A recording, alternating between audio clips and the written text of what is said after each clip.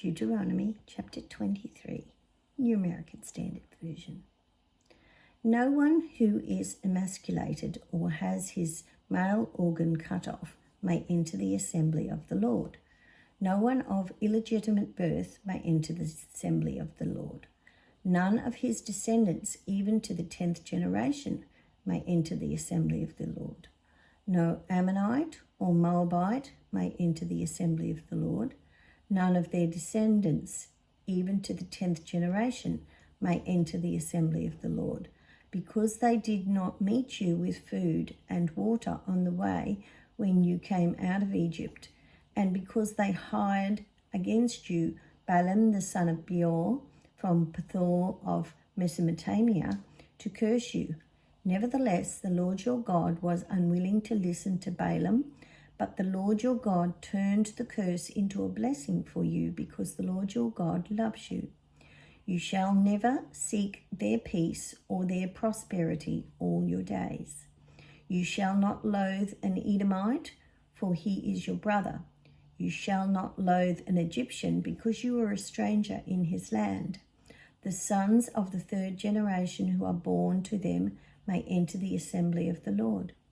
When you go out as an army against your enemies, you shall be on guard against every evil thing.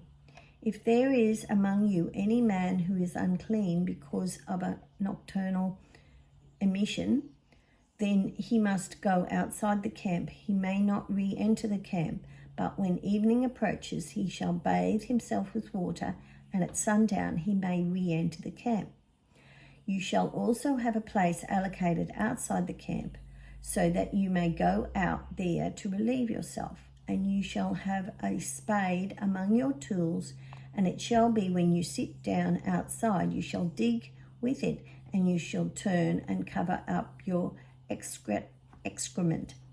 Since the Lord your God walks in the midst of your camp to save you and to defeat your enemies before you, your camp must be holy. So he must not see anything indecent among you, or he will turn away from you. You shall not hand over to his master a slave who has escaped from his master to you. He shall live with you in your midst, and in the place that he chooses in one of your towns where it pleases him. You shall not mistreat him. None of the daughters of Israel shall be a cult prostitute, nor shall any of the sons of Israel be a cult prostitute.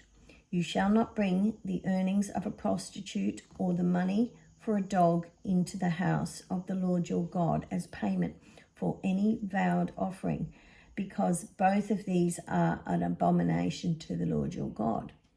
You are not to charge interest to your countrymen, interest on money, food, or anything that may be loaned on interest. You may charge interest to a foreigner, but to your countrymen you shall not charge interest, so that the Lord your God may bless you in all that you undertake in the land which you are about to enter to possess. When you make a vow to the Lord your God, you shall not delay to pay it, for the Lord your God will certainly require it of you, and it will be a sin for you. However, if you refrain from making vows, it will not be a sin for you. You shall be careful and perform what goes out of your lips, since in fact you have vowed a voluntary offering to the Lord your God, whatever you have promised. When you enter your neighbor's vineyard, you may eat grapes until you are satisfied, but you are not to put any in your basket. When you enter your neighbor's standing grain, you may pluck the heads of grain with your hand, but you are not to use a sickle on your neighbor's standing grain.